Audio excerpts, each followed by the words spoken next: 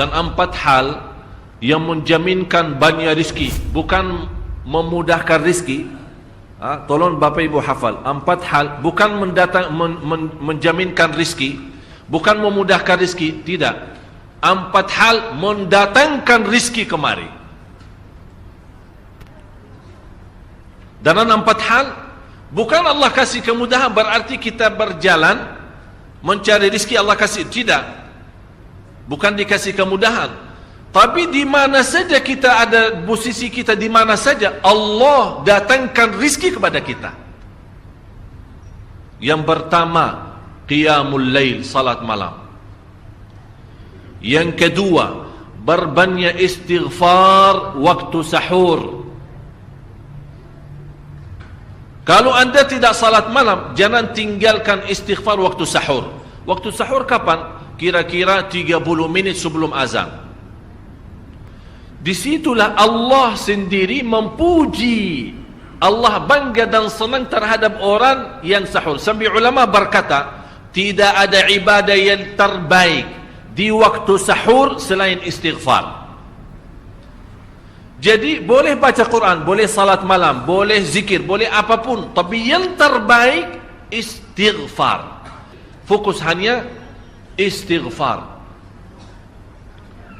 Astaghfirullah wa atubu ilaih, termasuk istighfar Allahumma anta rabbi la ilaha illa ant, yang Bapak Ibu tahu sayyidul istighfar, yang terutama, yang paling luar biasa. Allahumma anta rabbi la ilaha illa anta khalaqtani wa ana abduka wa ana ala ahdika wa wa'dika mastata'at a'udzu bika min syarri ma sana'at abu'u laka bi ni'matika alayya wa abu'u bi dhanbi faghfirli fa innahu la yaghfiru adh-dhunuba.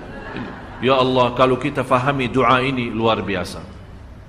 Oleh karena itu kata Rasulullah, barang siapa yang membaca sayyidul istighfar, kemudian di malam hari dengan keyakinan dia meninggal habis baca istighfar, masuk surga. Masuk surga. Berarti ini salah satu doa yang menjaminkan dengan mudah masuk surga. Jadi 4 hal yang mendatangkan rizki, bukan kita mencarinya, dia yang datang kemari. Apalagi saat mencari lebih mudah. Qiyamul lail, salat malam. Tapi dalam bahasa, mohon maaf Bapak Ibu, dalam bahasa Arab disebut qiyamul lail, bukan salat. Tapi kalau diterjemahkan dalam bahasa kita salat. Tapi kenapa di situ qiyamul lail? Diberikan qiyamul lail, qiyam artinya berdiri. Berarti lama. Saking lama berdiri dikaitkan jadi qiyamul lail. Qumil laila ya ayyuhal muzammil. Apa terus? Qumil lail, berdirilah saat malam. Berdirilah, bukan salatlah malam, tidak, berdirilah malam hari. Itu dahsyatnya di situ berdiri. Qiyamul lail. Yang kedua, berbanyak istighfar. Yang ketiga, berbanyak sedekah. Sebenarnya bukan istilah berbanyak sedekah. Kadang-kadang orang bersedekah 100 juta, udah saya sudah bersedekah 100 juta. Bukan itu. Bukan yang dimaksud berbanyak sedekah itu dari sisi uang itu banyak atau sedikit, bukan. Yang dimaksud rahasia sedekah, ta'ahudus sedekah, istiqamah bersedekah.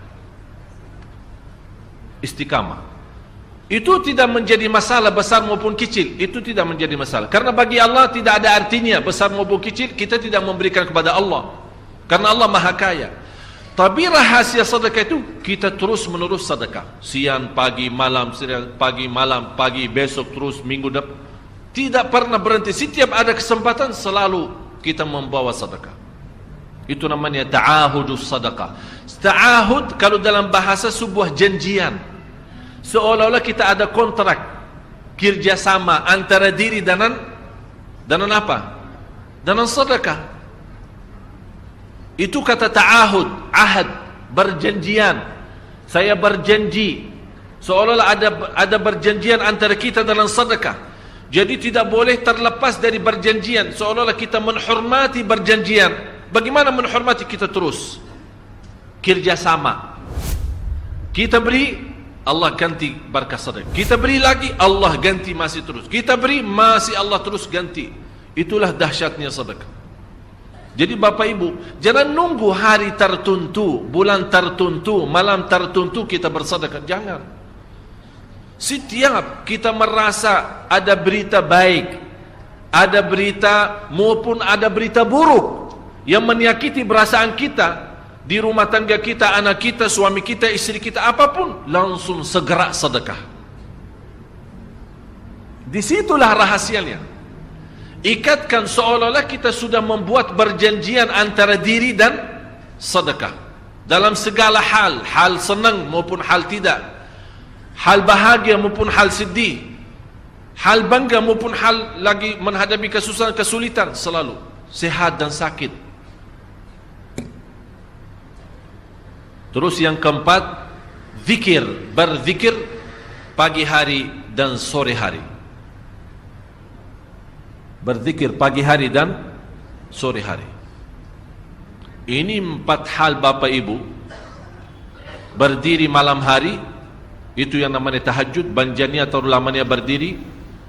Berbanyak istighfar waktu sahur. Yang ketiga, berbanyak sedekah. Sudah Bapak Ibu mengerti, jadi istilah berbanyak sedekah bukan artinya harus banyak dari jumlah hitungannya, tidak. Yang keempat adalah berzikir di pagi hari maupun petang hari. Amman huwa qanitun ana al-laili sajidan wa qa'ima. Sajidan wa qa'ima. Jadi Bapak Ibu, saat kita berdiri lama, walaupun baca satu ayat, diulangi berkali-kali, walaupun baca surah pendek, tapi diulangi berkali-kali, tidak menjadi masalah. Bapak Ibu hanya hafal qulhu. Qulhu dibaca 3 kali, pahalanya seperti baca Al-Quran 30 juz. Ada seorang salih mengajak kawannya, sudah mendekati subuh, ayo bangun salat malam dan baca sepertiga Al-Quran. Langsung orang itu menjawab, bagaimana saya baca, sebentar lagi mau azan. Bacalah qul huwallahu ahad. Salat malam dan qul huwallahu ahad. Jadi Bapak Ibu, yang saya harap, jangan susah fikir, ya Allah saya mau baca apaan. Tidak usah susah fikir. Baca dan nikmati, yang penting nikmati bacaan. Walaupun qul huwallahu ahad setiap hari. Kalau kita pusing baca, Allah tidak akan pusing mendengar. Malah Allah paling senang mendengar bisikan bacaan dan bisikan doa kita malam hari. Allah paling senang mendengar bisikan doa munajat kita malam hari. Itu luar biasa.